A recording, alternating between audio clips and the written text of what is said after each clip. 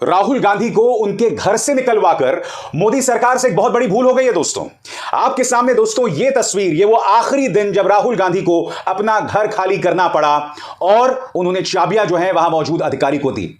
मगर आप जानते हैं जहां राहुल गांधी को इस तरह से अपना घर खाली करना पड़ा, उसके अगले ही दिन यानी रविवार को आपके स्क्रीन पर, पूरे स्क्रीन पर देखिए, यह है जलवा कर्नाटक के अंदर राहुल गांधी के रोड शो का। इस तरह की प्रतिक्रिया राहुल गांधी को अपने रोड शो में मिल रही है एक ऐसे वक्त जहां कर्नाटक के मुख्यमंत्री बोम्मई की रैली में कोई नहीं पहुंच रहा, जहां कर्नाटक के मुख्यमंत्री बोम्मई को अपनी रैली, अपने रोड शोज कैंसिल करने पड़ रहे हैं। जाहिर सी बात है कि मोदी सरकार से इतनी बड़ी भूल हो गई है कि राहुल गांधी इसके जरिए एक राजनीतिक शहीद बन गए हैं। यह रोड शो इसकी वानगी है।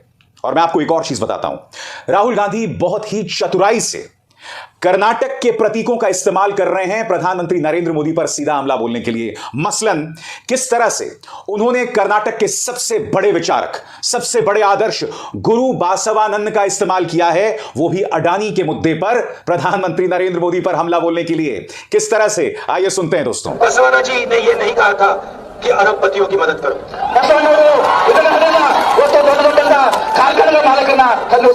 बसवाना जी ने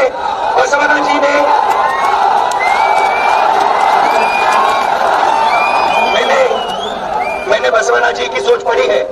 उन्होंने कहीं नहीं लिखा कि देश के धन को अदानी जी को दिलवा दो। पार्लियामेंट हाउस में मैंने भाषण किया, मैंने प्रधानमंत्री से पूछा आपका अदानी जी से रिश्ता क्या है? देश का पूरा धन अदानी जी को दिया जा रहा है, पोर्ट्स दिए जा रहे हैं, एयरपोर्ट दिए जा रहे हैं, आपका रिश्ता क्या है? LIC का पैसा अदानी जी को दिया जा रहा है, क्यों दिया जा रहा है? दोस्तों बात यहां नहीं रुकती है। अडानी का इस्तेमाल कर रहे हैं वो प्रधानमंत्री नरेंद्र मोदी से यह भी सवाल पूछ रहे हैं कि आखिर आपके पास इतना पैसा कहां से आता है सरकारों को खरीदने का। और जाहिर सी बात है दोस्तों, वो इशारा कर रहे हैं महाराष्ट्र की सरकार की तरफ, वो इशारा कर रहे हैं मध्य प्रदेश की तरफ, वो इशारा कर्नाटक की तरफ कर रहे हैं जहां कांग्रेस की साझा सरकार को गिरा दिया गया था। जब आपको याद होगा, बाकायदा ऑडियो सामने आए थे जहां पूर्व मुख्यमंत्री येदियुरप्पा कर्नाटक JDS के विधायकों से बात कर रहे थे कि आप हमारी पार्टी में आ जाइए, इतने पैसे मिलेंगे, उतने पैसे मिलेंगे। उन सवालात का कभी भी जवाब नहीं दिया गया दोस्तों। देखिए किस तरह से राहुल गांधी प्रधानमंत्री से सीधा सवाल कर रहे हैं और कह रहे हैं कि प्रधानमंत्री जी बताइए, विधायक खरीदने के वो पैसे कहां से आए? बीजेपी की सरकार हिंदुस्तान में सबसे भ्रष्ट सरकार है। बीजेपी सरकार वो तो भारत देश का अत्यंत भ्रष्ट वाले सरकार है। 40% कमीशन कम से कम ये लेते हैं। जो भी काम करते हैं 40% कमीशन ये लेते हैं। देखिए यहाँ पे हमारे पुलिस वाले मित्र खड़े हैं। 80 लाख रुपए पुलिस सब इंस्पेक्टर स्कैम में इन्होंने लिया। यहाँ पे इंजीनियर्स खड़े होंगे, आप पे भी इन्होंने स्कैम किया। पहली बार कॉन्ट्रैक्टर्स एसोसिएशन ने प्रधानमंत्री को चिट्ठी लिखी। चिट्ठी में लिखा कि भैया प्रधानमंत्री जी 40% कमीशन कर्नाटक में लिया जा रहा है। प्रधानमंत्री ने चिट्ठी का जवाब नहीं दिया, अभी तक जवाब नहीं दिया, और जवाब कभी नहीं आने वाला चिट्ठी का। और फिर स्टेज पे जाके प्रधानमंत्री कहते हैं मैं भ्रष्टाचार के खिलाफ खड़ा हूं। जा भी जाते हैं मगर स्टेज पे दाएं बाएं नहीं दिखते। प्रधानमंत्री जी अपने स्टेज पे देख लीजिए, दाएं बाएं देख लीजिए कौन खड़े हैं आपके साथ। इन्हीं लोगों ने 40% कमीशन लिया है और इसी पैसे से पिछली सरकार के MLA छीने गए थे। आप याद रखिए, आपने बीजेपी की सरकार नहीं चुनी थी, ये चोरी की सरकार है, 40% कमीशन वाली सरकार है और इन्होंने MLA चुराकर सरकार बनाई।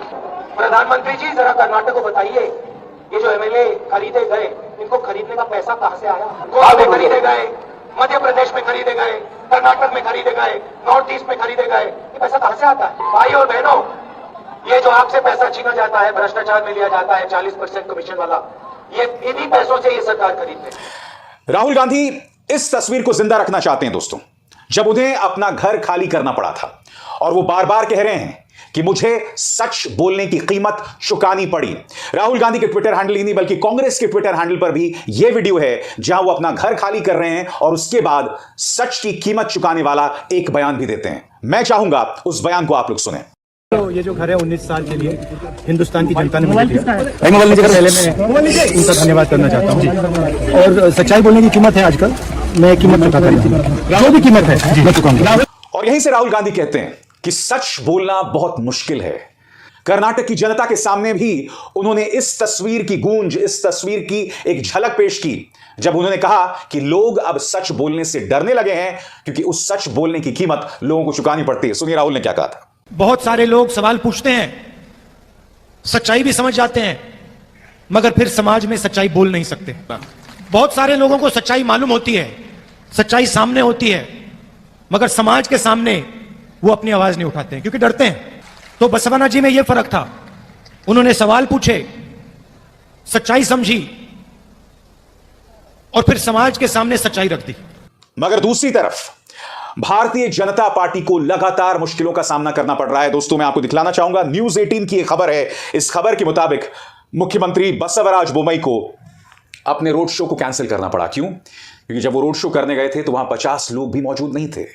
इसका अर्थ क्या हुआ दोस्तों? इसका अर्थ यह हुआ कि स्थानीय फैक्टर पूरी तरह से नाकाम हो गया है भारतीय जनता पार्टी का, पूरी तरह से। अब उनके पास सिर्फ 2 या 3 रास्ते हैं। पहला रास्ता कांग्रेस के खिलाफ दुष्प्रचार, झूठा प्रचार, किस तरह से, कुछ देर बाद मैं बताऊंगा। दूसरा, सांप्रदायिक तौर पर ध्रुवीकरण करना। जी हां, और उसकी भी खबरें कर्नाटक के अलग अलग हिस्सों से आने लग गई हैं। हिंदुओं और मुसलमानों में तनाव पैदा करने की कोशिशें, वो खबरें भी आने लग गई हैं। और तीसरा और बड़ा फैक्टर, प्रधानमंत्री नरेंद्र मोदी का राजनीतिक करिश्मा।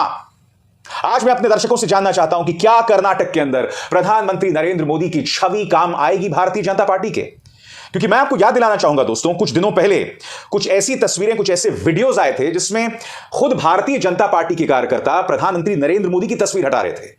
उन वीडियोस की पुष्टि होनी चाहिए, क्योंकि हो क्या रहा है, भारतीय जनता पार्टी खेमे में कई जगह पर बगावत की तस्वीरें आ रही हैं जिसमें लोग खुद प्रधानमंत्री नरेंद्र मोदी से नाराज हैं। अब मैं आपको एक और तस्वीर दिखाना चाहता हूं, एक वीडियो दिखाऊंगा मैं आपको कि एक आम इंसान मुख्यमंत्री बोम्मई से सवाल करने पहुंचा, मगर उसके सवालों का जवाब नहीं दिया गया। वो सिर्फ एक सामान्य सवाल कर रहा था दोस्तों, महंगाई के मुद्दे पर। उस सवाल का जवाब नहीं दिया गया, बल्कि उसे धक्के मार के बाहर कर दिया गया। मैं चाहूंगा आप इसे देखें।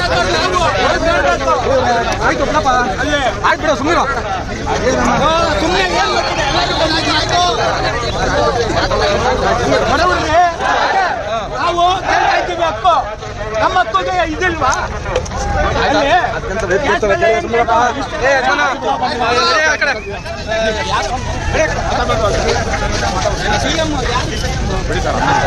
एक तरफ दोस्तों भारतीय जनता पार्टी के लिए इन सवालों का जवाब देना बहुत मुश्किल हो रहा है, मगर दूसरी तरफ भारतीय जनता पार्टी बुरी तरह से दुष्प्रचार कर रही है।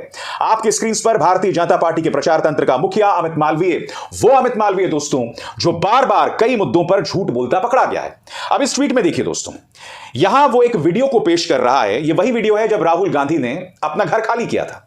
इस वीडियो में राहुल गांधी जो हैं अपने स्टाफ से हाथ मिला रहे हैं, यानी कि उनके घर में काम करने वाले लोगों से।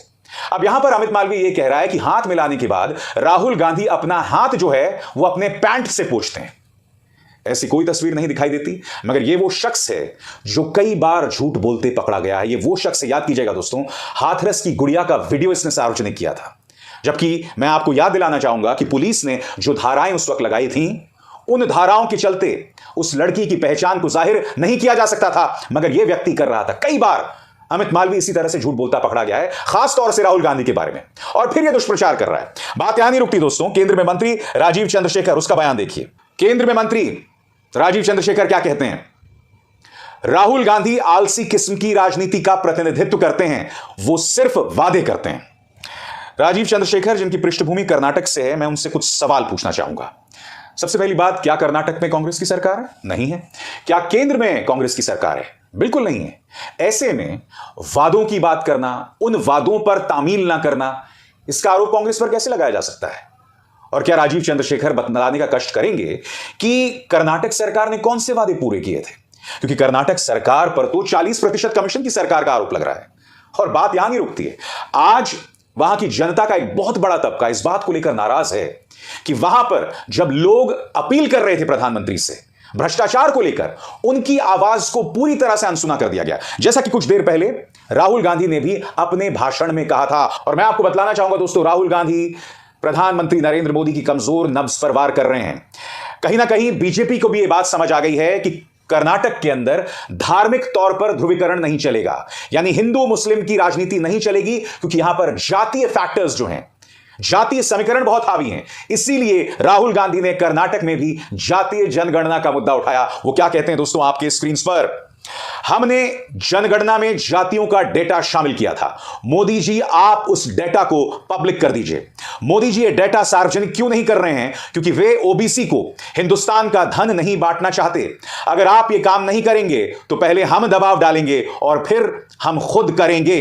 कर्नाटक के अंदर राहुल गांधी ये बात कह रहे हैं जो जाहिर सी बात है प्रधानमंत्री नरेंद्र मोदी की गले की फांस बन गई है। तो एक तरह से कहा जा सकता है दोस्तों, फिर वो वीडियो देखिए जब राहुल गांधी अपना घर खाली कर रहे थे। ये वो लम्हा था जब उनके साथ उनकी बहन प्रियंका गांधी वाड्रा थी। उनकी मां सोनिया गांधी भी इस लम्हे में थी दोस्तों। और इन तीनों की तस्वीर कहीं ना कहीं इस लम्हे को बहुत पावरफुल बना रही थी, बहुत असरदार बना रही थी। क्योंकि देखिए, मोदी सरकार ने राहुल गांधी का यह हश्र तो कर दिया, उन्हें यहां तक तो ला दिया, मगर इसके बाद उन्हें यह भी समझना पड़ेगा कि यह तस्वीर अब कर्नाटक के चुनावों में कम से कम उन्हें राजनीतिक शहीद का दर्जा दे रही है।